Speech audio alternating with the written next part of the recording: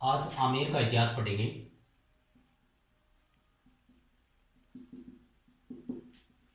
राजस्थान के इतिहास के अंदर एक वर्तमान के अंदर जो जयपुर जिला है वो पहले आमेर कहलाता था। और ये आमेर नाम क्यों पड़ा? ये नाम पड़ा अंबिकेश्वर महादेव के नाम पर। अंबिकेश्वर महादेव के नाम पर इसका नाम पड़ गया आमेर। अंबिकेश्वर एक महादेव है, यहां पर इसकी प्रतिमा है, मंदिर है इसका, और उसके नाम के ऊपर इसका नाम पड़ गया आमेर। आप वर्तमान के अंदर जो जयपुर जिला है वो पहले कहलाता था आमेर, वर्तमान है जयपुर। इस आमेर के अंदर जो वंश मिलता है वो मिलता है कछुआ है वंश। वंश का नाम है कछुआ है वंश। ध्यान से सुना, कछुआ है वंश। और ये कछुआ है वंश किसके नाम पर पड़ा? ये पड़ा भगवान श्री राम के पुत्र, भगवान श्री राम के पुत्र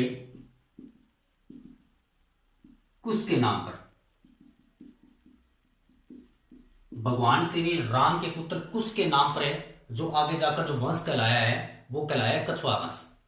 और इस आमेर की जो कुल देवी है उसका नाम है कक्षप वाहिनी। कक्षप वाहिनी आमेर रियासत शुरू की है। मैंने आपको मारवाड़, मेवाड़, जालोर के चुहाने, रणथंभौर के चुहाने इस चैनल के ऊपर करवाए हैं। और मारवाड़ है वो अभी तक गिरीश मेल के युद्ध तक करवाया, उसके आगे नहीं करवाया। फिर बीकानेर रियासत आपकी कंप्लीट हो गई है और आज आमेर रियासत शुरू की है, जिसके अंदर मैंने आपको मोटा मोटी बात बताई है कि अंबिकेश्वर महादेव के नाम पर इसका नाम पड़ा आमेर। और वर्तमान जयपुर जो इसकी लोकेशन है वो पहले आमेर कहलाती थी। वंश मिलता है इसके अंदर कछुआ वंश से, और भगवान श्री राम के पुत्र कुश के नाम पर इसका नाम पड़ा कछुआ है वंश। कुल देवी है इसकी कक्षप वाहिनी।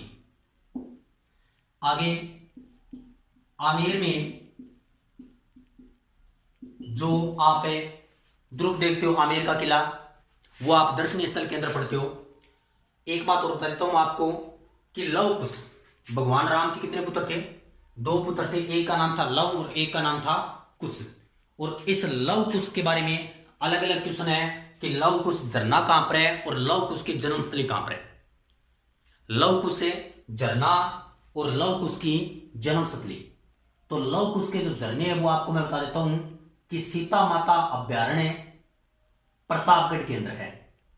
सीता माता अभ्यारण्य प्रतापगढ़ के अंदर है। क्या है?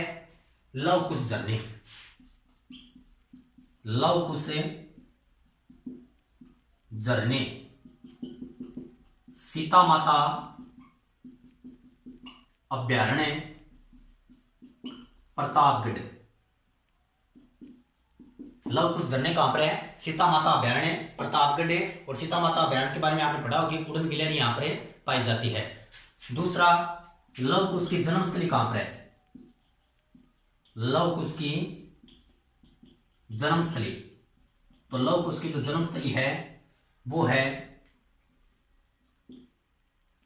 बारां। लव कुश की जो जन्मस्थली है वो कहां पर है? बारां। ये है आमेर के बारे में। आमेर के अंदर जो वंश मिलता है वो मिलता है कछुआ वंश से। लव कुश झरने सीता माता अभ्यारण्य प्रतापगढ़ के अंदर मिलते हैं। लव कुश की जो जन्मस्थली है वो है बारां के अंदर। आमेर के अंदर अंबिकेश्वर महादेव के नाम पर इसका नाम पड़ा था आमेर। और वर्तमान जयपुर है। वंश कौन सा है? कछुआ है। और जयपुर है वो वर्तमान के अंदर अब जो नए जिले बने हैं उसके अंदर उत्तर और पश्चिम 2 भागों में डिवाइड हो गया है। कुल देवी है इसके कक्षप वाहिनी आमेर, सॉरी लव कुश जो झरने हैं सीता माता अभ्यारण्य प्रतापगढ़ के अंदर। अब शुरुआत करते हैं कि आमेर के अंदर कछुआ है वंश की स्थापना किसने की। तो आमेर के अंदर जो कछुआ है वंश की वो स्थापना की थी दुल्ले राय ने। किसने की थी? दुल्ले राय ने।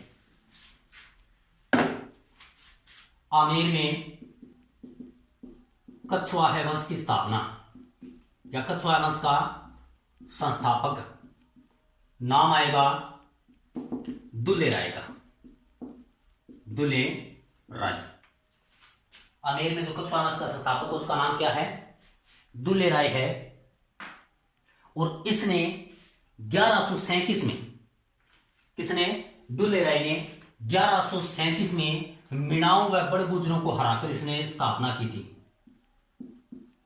दुल्ले राय ने मीणा व बड़गुजरों को हराकर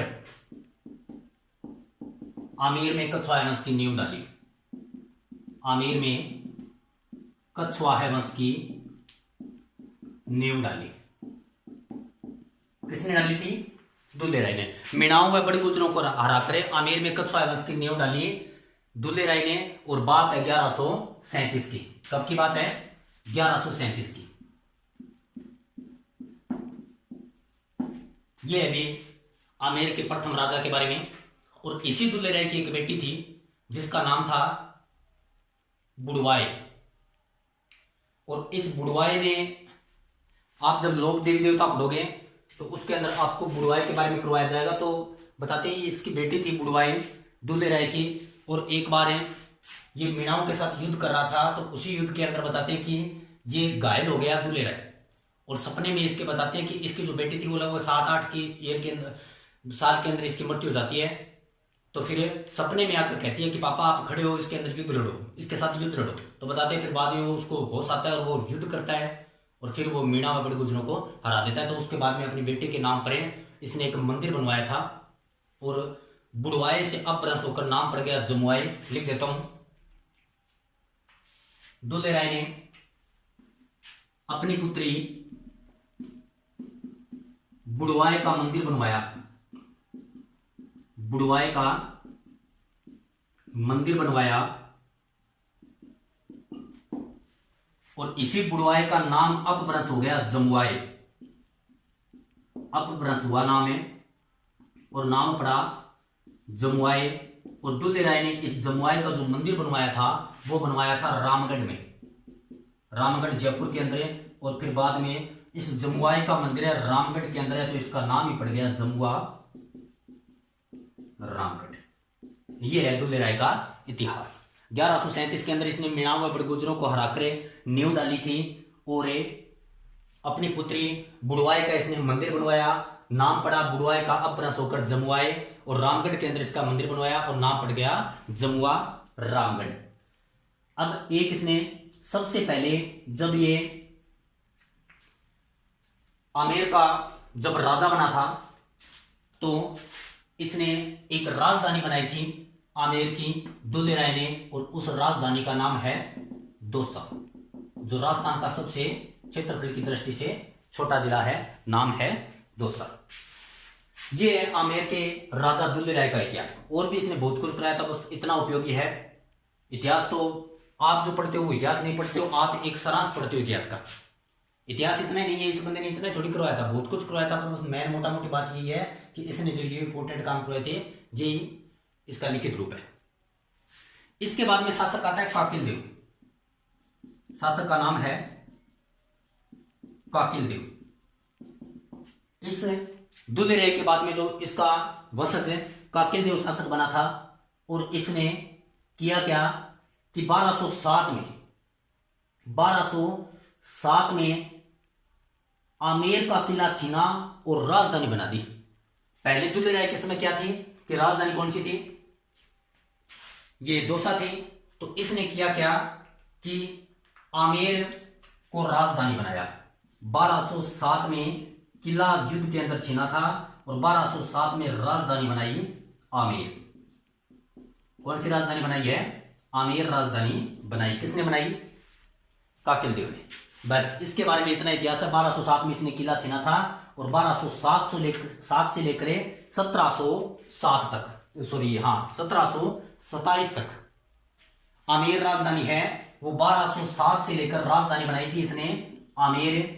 और ये आमेर जो राजधानी है वो 1207 से लेकर 1207 से 1727 तक जो राजधानी रही थी वो कौन सी रही थी? आमेर रही थी। और उसके बाद में 1727 के बाद में राजधानी बना दी जयपुर। और वर्तमान में भी, वर्तमान अब तक राजस्थान की जो राजधानी है वो भी कौन सी है? जयपुर है।